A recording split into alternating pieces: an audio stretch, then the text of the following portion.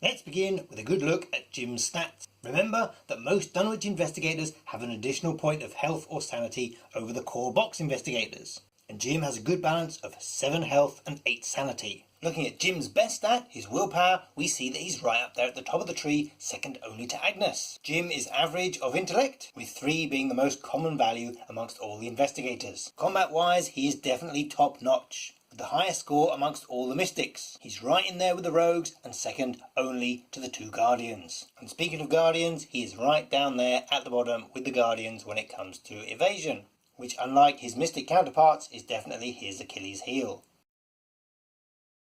Jim's ability says, treat the modifier on skull tokens you reveal as 0. This is pretty neat. The skull tokens usually have a small negative modifier and a bad effect. There are normally more skulls than most other tokens, so you get to see them often. You will still get the bad effect, but you may actually pass the test. However, it goes on to say, anytime you reveal an Elder Sign token, you may choose to instead treat it as a skull token.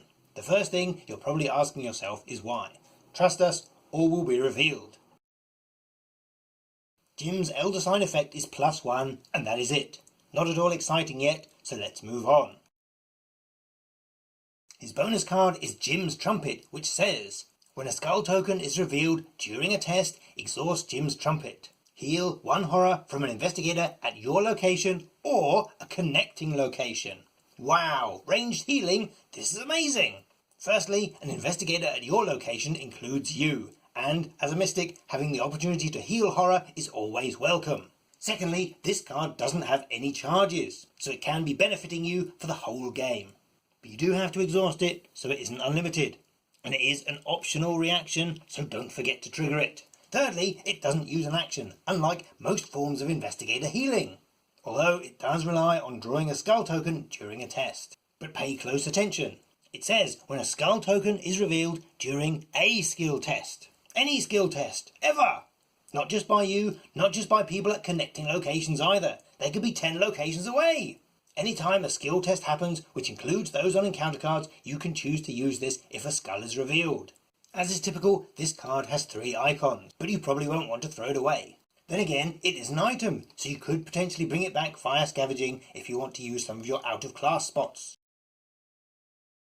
Revelation, reveal 5 chaos tokens from the chaos bag. For each skull and auto-fail token revealed, take 1 damage and 1 horror. This means you grab 5 tokens from your bag at once, not draw them one at a time and put them back after each draw. Chances are there will only be 2 skulls and 1 auto-fail in your bag for a maximum of 3 damage and 3 horror.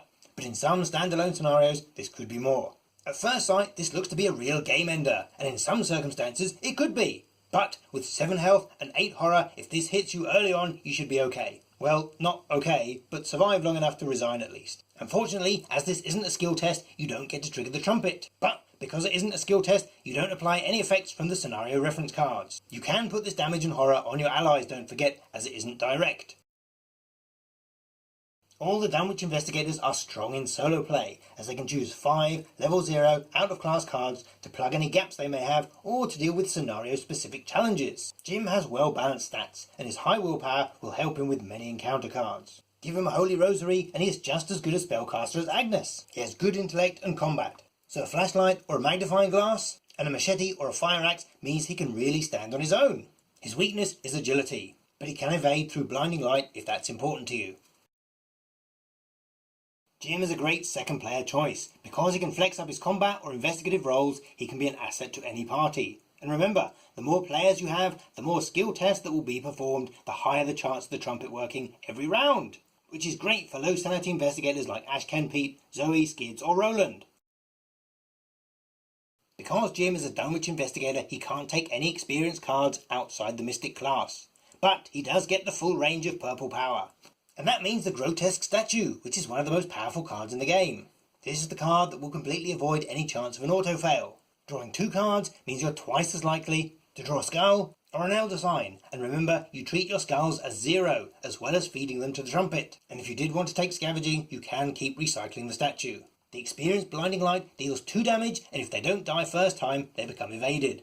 Mind Wipe is up to you. It has certainly become more useful as the variety of enemies and their text box effects have become more varied. Book of Shadows is an extra ammunition for spells, and it's vital if you only have one core set to keep shriveling topped up. The Dunwich campaign introduces more spells that take up the arcane slot, so it's worth thinking about. Bind Monster could be handy if you're desperate to have more evasion opportunities in your deck, but it's only better than Blinding Light if you have an enemy with an evade score higher than 3. As Jim doesn't natively use the neck or body slot, Bulletproof Vest and Elder Sign Amulet are solid choices. The obvious move is to put him with Wendy or Skids, who can evade the enemies into an orderly queue for him to shrivel. But consider putting him with Agnes, so he can use the Trumpet to keep her alive while she forbidden knowledges everything to death.